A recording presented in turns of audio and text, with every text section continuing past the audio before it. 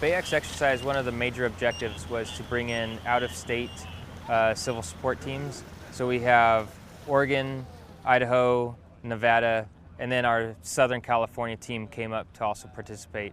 That in addition to local, state, and federal agencies, FBI, Coast Guard, as well as California Office of Emergency Services, and then local San Francisco Department of Emergency Management, also whatever local agencies, fire departments and police departments that could participate. And BART was a big stakeholder here as well with us.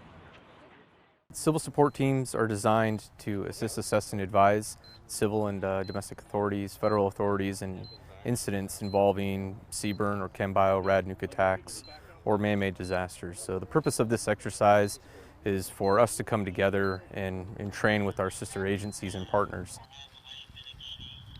This is a chance for us to exercise bringing multiple CSTs together, working together as a single civil support team package in conjunction with firefighters, you can see, the Sheriff's Department, the FBI, different regional authorities. Really, it's just a big education. You get to see how everybody does it. You know, in Idaho, we don't have a population mass this size.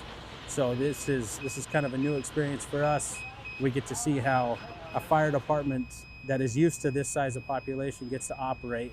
And then we can kind of take that back home and see how we can develop our processes at home, you know, to fit a threat this size, of this magnitude. We all converged on one area to conduct the relief and process and also combine all the other local agencies that we're supposed to support. In the event that there's a large-scale disaster, we all have to come together, and we're designed for 72-hour operations. So if you have 5 teams coming together, the idea is that it would be sustained for at least a week, and then more teams would have to come in. And that's one thing that we could try to practice here while we're in California with 5 teams present, is we can try to maintain those sustained operations by doing a leapfrog or work rest cycles. The key objective is interagency cooperation and coordination. So just getting that time with all the other teams to kind of learn our kind of ins and outs, how we all operate differently, as well as expose the out-of-state teams to the Northern California agencies and people we have here.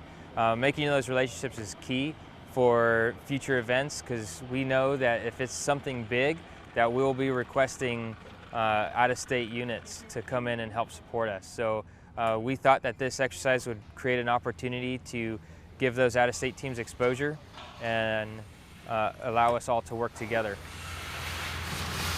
If we saw, or if there was a threat of this magnitude that occurred, we would most definitely be able to combine with other CSTs and different civil support authorities or different civil authorities to mitigate and control the threat.